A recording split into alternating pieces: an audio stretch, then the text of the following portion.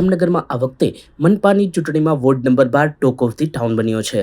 અહીંના જ બે પૂર્વ કોર્પોરેટર અસલમ ખિલજી અને અલ્તાફ ખફી વચ્ચેની રાજકીય લડાઈ લોહિયાળ બની ગઈ છે। ત્યારે અસલમ ખિલજી પર હુમલા તથા તેના ભત્રીજા સહિતના લોકો પર વસઈ નજીક ફાયરિંગ અને હુમલાના પ્રકરણ પછી બંને નેતા તથા તેમના સાથીદારો વિરુદ્ધ ગુજસીટોક અંતર્ગત ગુનો નોંધી કડક કાર્યવાહી કરવામાં આવી હતી। દરમિયાન ચૂંટણી જાહેર થતાં અસલમ ખિલજીએ આમ આદમી પાર્ટીમાંથી તથા અલ્તાફ ખફીએ કોંગ્રેસમાંથી પોલીસ જાપ્તા વચ્ચે ઉમેદવારી ફોર્મ ભર્યું હતું।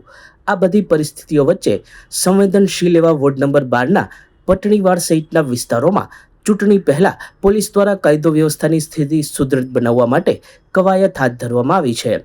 ગઈકાલે રાત્રે સિટી એ ડિવિઝન પીઆઈ વીએમ ડોડિયા સહિતના પોલીસ કાફલાએ અહીં ફૂટ પેટ્રોલિંગ કર્યું હતું।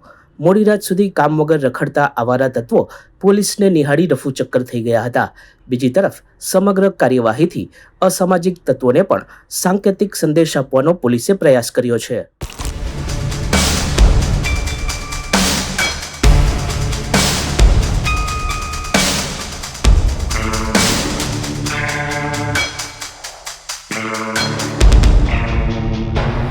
દરમિયાન અલ્તાફ ખફી ગેંગના 10 આરોપીઓના 23 એપ્રિલ સુધીના રિમાન્ડ મંજૂર થયા છે, જ્યારે અસલમ ખિલજી ગેંગના 17 આરોપીના અને અલ્તાફ ખફી ગેંગના 1 આરોપીના રિમાન્ડ પૂર્ણ થતાં તેઓને સાબરમતી જેલ, લાજપોર જેલ સુરત, મધ્યસ્થ jail Vadodara, central jail Rajkot, Jamnagar જિલ્લા જેલ તથા મોરબી જેલમાં ધકેલવામાં આવ્યા છે।